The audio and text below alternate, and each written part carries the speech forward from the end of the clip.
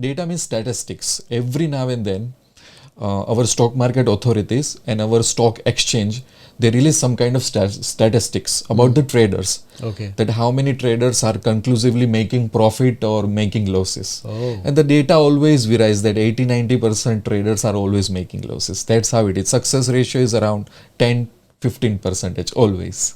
So that comes to another interesting question, is it worth getting into the stock market? If the percentage is so high, so what kind of knowledge and skills do you require to become successful? So from your own journey, you failed. I mean, in your first attempt at it, you made a lot of losses. So let's get into that.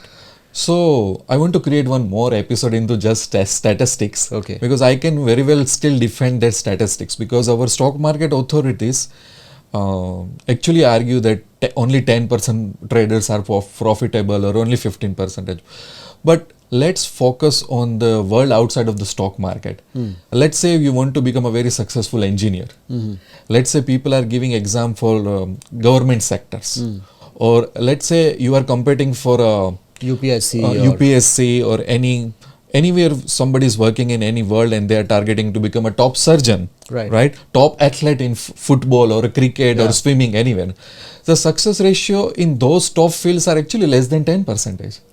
Sometimes the success ratio, if you do the Google search about the top surgeons, top athletes, top mathematicians, top successful businessmen in particular industry, the success ratio comes even less than 5%, 2%, 1%. So I am actually very much satisfied that stock market still has a 10% success ratio, because when we graduate from college or when we jump into any kind of field and we even try to give a normal interview for any job, do you think if the 1,000 people are appearing for a one post, what is the success ratio over there? Yeah, it's very It low. will actually less than 10%. Yep.